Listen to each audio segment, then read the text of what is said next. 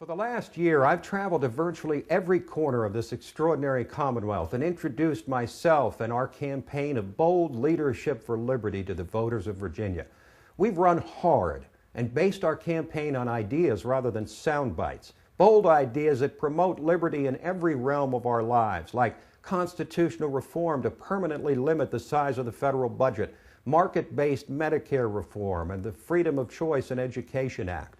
I've tried to run a campaign challenging people to stand up for their constitutional rights and take greater control of their own lives instead of allowing the federal government to assume ever greater control over our money, our health care, our energy, our food, our property.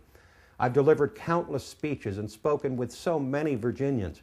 We've run a very proactive campaign and offered bold proposals we believe are right for the times, applying first principles to the defining issues of today. I've come to meet or know virtually every major political figure in the Commonwealth, and I was particularly struck by something a man who reached the pinnacle of power in Virginia said to me. He said, "Tim, you're entering the hardest profession in the world." I cannot disagree with that assertion. We've always been prepared for a steep and narrow climb to the nomination for the U.S. Senate. But it now appears that by virtually every measurement available in this race, the great bulk of Republicans in Virginia, including virtually the entire establishment from the governor on down, support the re-election of the man who once held this U.S. Senate seat. We've fought the good fight, run the race set before us, and I hope you believe that my voice has made a difference.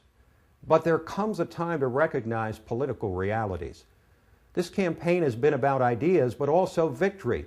I wanted my candidacy to provide the voters of Virginia with a viable option, a small businessman and citizen candidate offering a very different life experience and credentials than the frontrunner.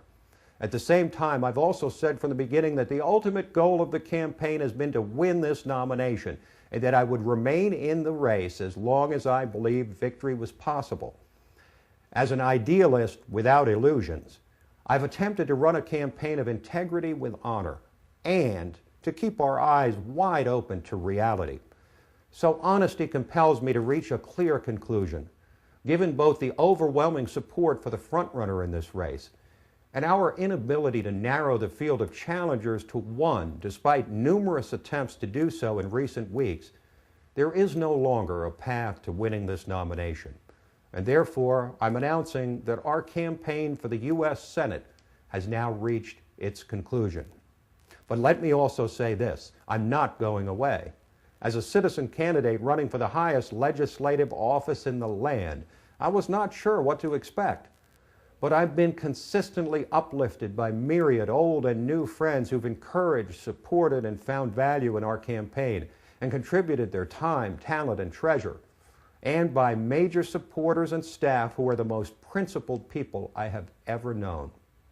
I will continue to employ my God-given skills to stay in the fight to restore the constitutional republic gifted to us by America's founders, and to oppose at every turn the competing and ever more threatening vision of America as just another European-style social democracy.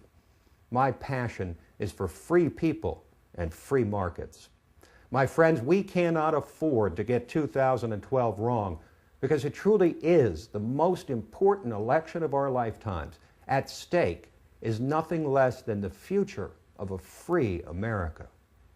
You and I must work to hold our senatorial, congressional, and presidential nominees to account and convince them that first principles are also winning principles. In fact, as Ronald Reagan demonstrated, fidelity to first principles represents the very foundation of successful political campaigns. My heart is full of gratitude for the opportunity, past, present, and future, to serve this most exceptional nation and its most exceptional state, the Commonwealth of Virginia. Thank you. And until we meet again, may God continue to shed His grace on this blessed land of ours.